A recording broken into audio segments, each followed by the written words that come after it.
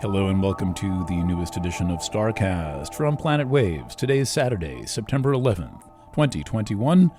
My name is Eric Francis Coppolino, here with an astrology update for the next couple of days. As of September the 10th, that was a Friday, the moon was in the water sign Scorpio, where it will be for a few more weeks. Venus changing signs is one of those noticeable things, and who knows what you may have noticed with Venus making the migration from Libra into the somewhat saucier sign Scorpio. The moon is also in Scorpio as of this reading at about 22 degrees of Scorpio. And with the moon in the late degrees of any sign, it is going to make a lot of aspects to many other things currently in the sky in the late degrees of a sign. So it could be a very busy Friday. Excuse me, it's not Friday anymore, it's Saturday. It could be a very busy Saturday afternoon. Check this out. The moon will be making, and night. The moon in the next, how many hours? At 9 degrees? 18 hours. We'll be making aspects to Vesta in Libra, Mars in Virgo, Eris in Aries, currently making a trine to Neptune in Pisces. It will be making a square to Jupiter in Aquarius and a sextile to Pluto in Capricorn, all in the next 18 hours. So when the moon makes a lot of aspects, I call that a busy moon, and the moon is making a lot of aspects. Again, the planets the moon will contact over the next 18 hours from this recording on Saturday afternoon are Vesta, Pluto, Jupiter, currently Mercury, Eris, and Mars. So hang loose, have fun, let things change, let things bump and grind and slide around, and enjoy that scorpionic energy, that deep energy of only the truth is erotic. Okay, for Sunday the 12th, the moon enters Sagittarius at 4:34 a.m. Eastern Daylight Time. By the way, all times in this podcast are in Eastern Time, because I can't give all 24 time zones. Okay, so the moon enters Sagittarius, a mutable sign. It will be crossing its own south node, heading into south declination, and will make a bunch of more of the harmonious type of aspects, including a sextile to Saturn. It's working up to that. It'll be working up to a trine to Chiron. And that's it for the moment. Now, let's end with Mercury Retrograde, because I meant to open with Mercury Retrograde, and I'll open Monday's edition with a repeat of the discussion of Mercury Retrograde that I'm going to give at the end of this edition. We'll keep things somewhat coherent here. So looking at Sunday's astrology. Apart from the moon changing signs very early in the morning, and that Sag moon is a bit more upbeat than the Scorpio moon, and it's kind of a good Saturday night into Sunday morning kind of thing, that all the things you did on Saturday night will kind of be erased, and the slate will be wiped clean for the moon's new journey through more optimistic and spiritually oriented Sagittarius, which has its own brand of naughty. The moon is not especially busy on Sunday, so it could be an actual Sunday with things being a little more chill. But as we go through Sunday night and into Monday, that is when, in particular, the moon picks up a series of aspects it's heading for, mainly to planets in Pisces.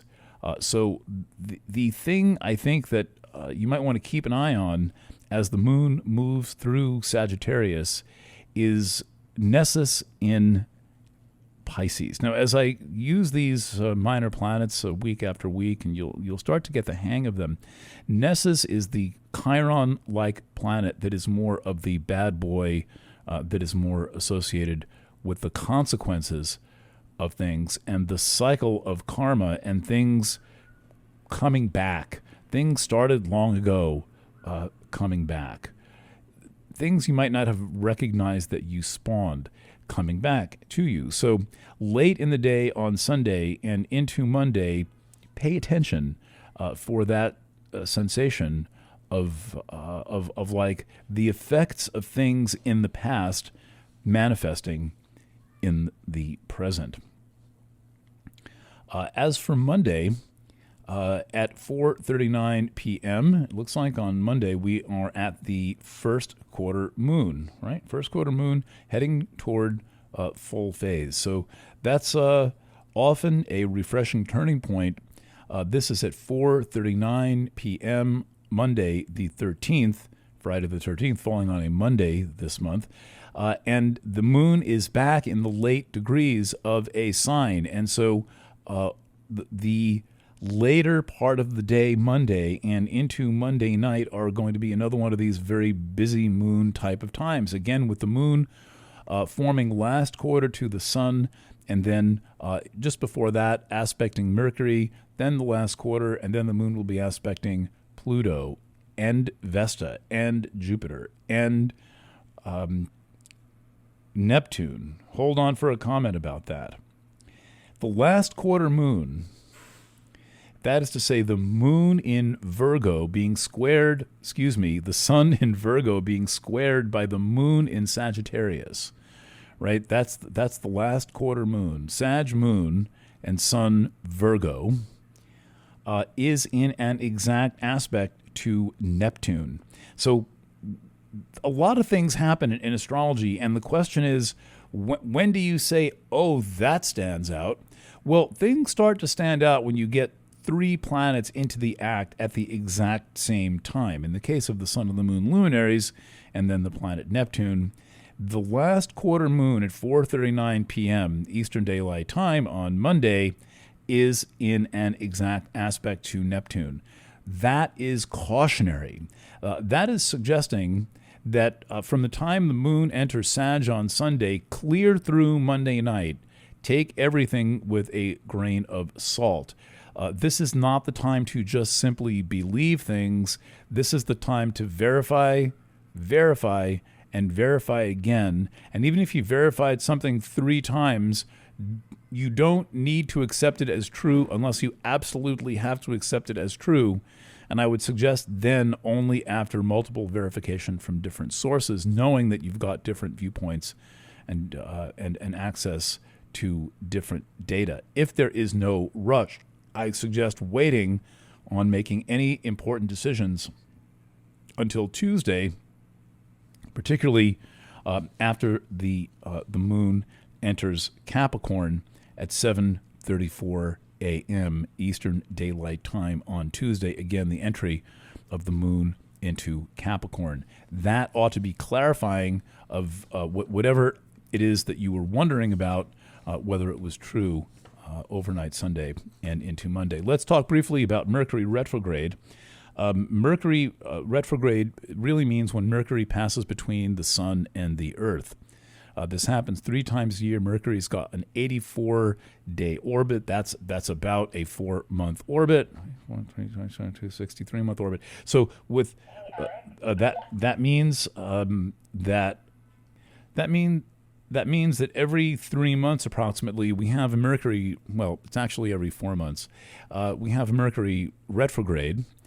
And the total process of Mercury retrograde lasts about 2 months.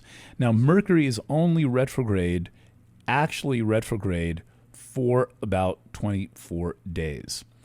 But we have a little trim before the retrograde and after the retrograde, popularly known in the kind of astro scene as Mercury shadow phase. So the opening shadow phase of Mercury retrograde is when Mercury is in the degrees where it will later be retrograde, but it's not moving in retrograde motion. Then there's the retrograde. Then the closing shadow phase is when Mercury is moving through the degrees where it was just retrograde, out past those degrees in direct motion. And the thing with and it's over when Mercury reaches the degree where it went retrograde initially. So the thing here is that we know that Mercury retrograde can have some strange effects on things, and it's my point of view, and I'll post an article about this shortly, that most of what happens with Mercury retrograde is in our minds, but our minds are important magnetic devices. Mercury is a huge magnet. There is no question that it has some influence on devices when it is near us. Moving between the sun and the earth means it is near us, right? It's coming by. That's any retrograde planet is closer to the earth than when the planet is direct. So the question with Mercury retrograde is, okay, it's magnetic, it can affect devices, but then why does your, back in the days of a paycheck, why does the envelope get stuck inside of a magazine and you don't find it till you're recycling the magazine 6 months later? So it's one thing to explain like an electronic problem in a car engine, but that doesn't really explain a mechanical problem in a car engine, and it doesn't explain things going wrong with paper. But the one thing that all of those things have in common is that we are perceiving them. And so I think that in many ways Mercury retrograde is a way of perceiving things. I'm always studying my life during the times when Mercury is not retrograde for the kinds of things that might happen when it was retrograde, and then I might say, oh, that's because Mercury's retrograde. So I want to be more balanced and objective about this. However, I did notice having some unusual computer problems, weird little code level problems manifesting the past few days, and working to solve them. And I think that with the whole Mercury retrograde phenomenon, the most important thing you can do is maintain your presence of mind. So let's run through these dates again. Mercury entered the shadow phase on September 6th. It will station retrograde on September 27th. It will be retrograde until October 18th, and then it will be in the second shadow phase till 11:02. So the total Mercury retrograde process from the beginning of the first shadow phase to the end of the second shadow phase goes from September 6th to November the 2nd, almost 2 months minus 4 days. So 2 months minus 4 days.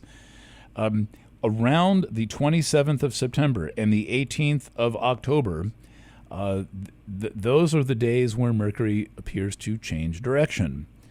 The days surrounding the actual stations direct and retrograde are called by some astrologers Mercury storm.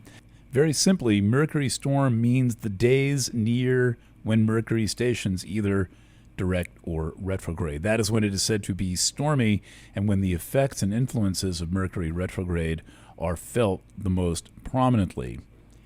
I've been following this Mercury retrograde thing since the late 1980s, and after all this time, I am not sure how I feel about it, but I am still cautious.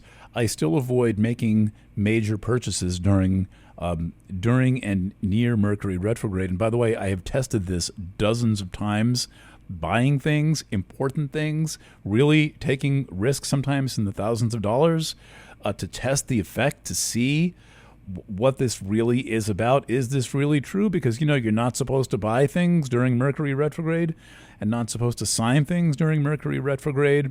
And as I say, I've tested this thing many, many dozens of times. And even after all these years, I'm still not sure how I feel, but I am still cautious. So don't do what you don't need to do. Mercury retrograde is a good time to just take time off from spending money. There should be little vacations from spending money on things that you don't really need. And most things that you do really need, you can do without for a while. Please don't miss my coverage of 9/11 astrology at planetwaves.fm. Brand new program. It's had almost 1,000 views. That's quite a few views for one of my podcasts. And I am intending to be back Monday evening with another edition of STARCAST. Signing off from Kingston, New York at 2:40 on Saturday afternoon. This is Eric Francis Coppolino. Thanks for listening. Stay in touch. And hello, Jelko, listening. This is your fabulous music. Bye for now.